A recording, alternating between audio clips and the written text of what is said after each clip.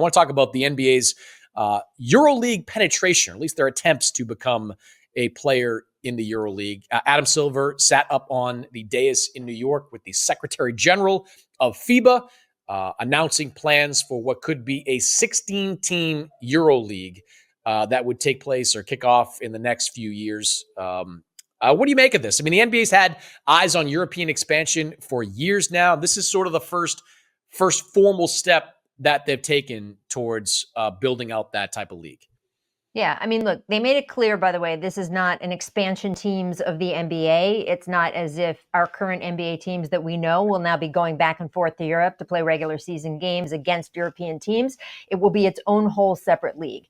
And that's interesting that you had the president of FIBA up there, because the actual EuroLeague, FIBA does not like them. They do not get along. There has been a lot of politics between these two organizations. And in fact, during the press conference, the president of FIBA kept saying that league. He wouldn't even name the EuroLeague. So I think this is to put a competitive league against EuroLeague. It is to have, I think Adam wants to sort of do this European structure of organizations can play up or play down depending on, if they're relegated or if they get to move up, that sort of thing. So you'd have maybe, I don't know how many. I think they said 16 teams. You'd have so many. I'm going to pull a number out. I'm pro relegation. I'm pro relegation in all sports. Let's relegate the NBA. Let's relegate the Wizards next year down to the G League. I think that the idea is to have a self-sufficient league, not one that comes back and forth over here, but that has some relegation, has some movement up and down in the bottom quarter of the league, but does have certain teams that they start with. I think they announced it now when they don't even have a structure or a deal, because they want to have conversations with some of these EuroLeague teams to see if they can steal some of them. Maybe some of these teams will leave the EuroLeague and come over to the new NBA Europe League. So we'll see how that, transpires. And also, we know that the midseason tournament, the NBA Cup, is something that Adam had his eye on as a long run type of thing. It wasn't just going to always be a couple teams in Vegas, fighting it out at the end that players don't really care about, and no one's even popping champagne and all of that stuff. The idea, maybe, that is the thing where you might see European and American teams going at each other. If you have a midseason tournament like that, all of a sudden everyone's very invested if these NBA guys are playing against guys who play in the NBA Europe League. Maybe they get a little European vacation out of it. Who knows? I mean, I just think that this is a long play. I think the fact that they announced it now is sort of as a, bell ringing and knocking on the door of these EuroLeague teams. It's a message to the EuroLeague itself saying we are coming for you, both economically and possibly for your, definitely for your fans and possibly for your actual teams. And I think it's interesting. Look, Adam said it, that basketball is the number 2 sport in Europe. There is a huge market there for top level basketball. And the NBA moniker, having the NBA on the league, just having that name is going to give credibility to fans who, by the way, also love the NBA. So I think it has a high chance of success. I just think it's a long play. Very long play, decade plus long play before think they can get a real foothold. My interpretation of this announcement is a couple things jump to mind. One, the NBA is out to destroy the EuroLeague. They want to be the preeminent league in Europe. So whether it's the EuroLeague or this new nascent idea that Maverick Carter had, over there, the NBA wants to wipe them off the map. In fact, I had heard months ago that the NBA actually tried to buy the EuroLeague outright, or had conversations about buying the EuroLeague outright. The EuroLeague basically told them to kick rocks. So the NBA is kind of pivoted to, all right, well, we are going to start our own league, and part of our league is going to be taking away your most marketable teams, like your teams in Spain and in France and in these big markets that love basketball.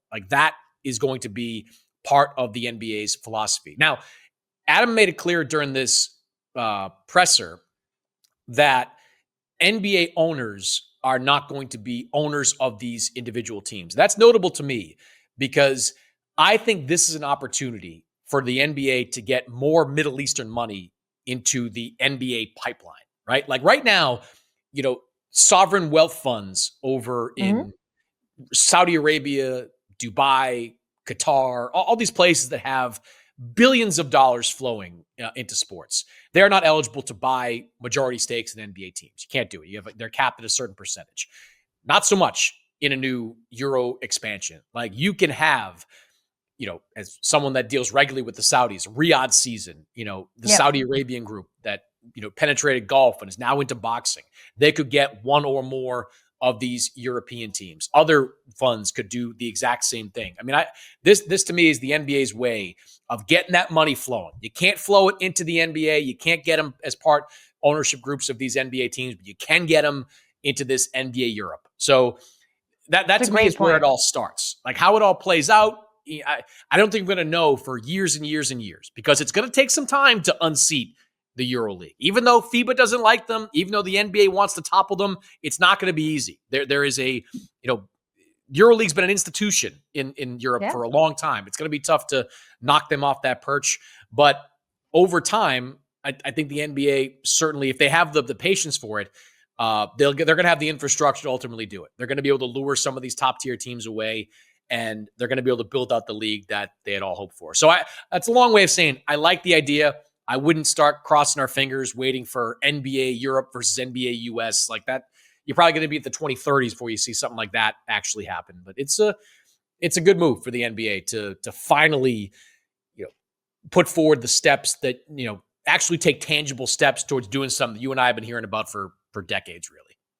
Yeah, since David Stern, frankly. I mean, Adam also talked about NBA expansion. I mean, it's so funny. I covered the NFL also for a long time, and every board of governors type meeting, every owners meeting, the LA Times would have a reporter, Sam Farmer, who would show up at all of these meetings and be in the audience and ask the question, when is LA getting a team back, right? And this was it almost became a joke, including he was in on the joke. I mean, he would sort of laugh and raise his hand, and Roger would call on him and sort of laugh and be like, Sam, what could you possibly be asking about? The Seattle Times now has one of these reporters at all of these meetings being like, when are we getting a team back? When are we getting someone back? And I thought this was the first time that Adam sort of, I don't want to say pandered to, but definitely sort of had a specific message for Seattle fans. It is coming. It won't be a long time anymore. And he sort of made it clear that this is the next thing on the agenda. We don't know for sure that Seattle's going to get a team, but I feel reasonably sure that is where they're going to end up. And we'll have to see, how quickly that actually happens. But I was interested that he went further than he has gone. It's been glacial, frankly, since we've been talking about maybe Seattle, maybe Las Vegas expansion for 3-4 seasons now. But he seemed to indicate it was going to speed up after they approved the Celtics sale at the Board of Governors meetings this summer. We'll see.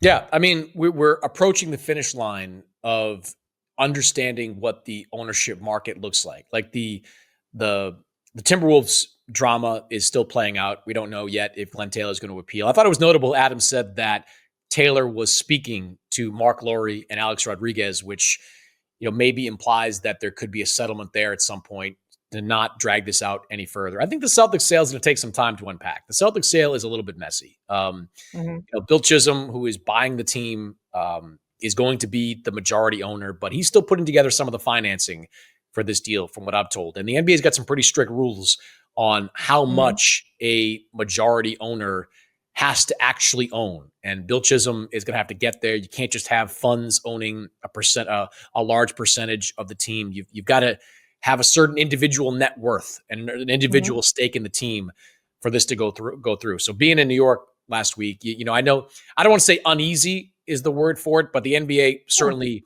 needs more information about this Celtics sale. And that's kind of what Adam was relaying to the media as well. Like, we just got it, man. We just saw it. Give us time to digest it. Give us time to figure it out. But I think there is still work to be done on this Celtics sale to Bill Chisholm and his partners. Will it be done by this summer? The NBA certainly hopes so. We'll see how that plays out. But that's something worth watching in the next few months as well.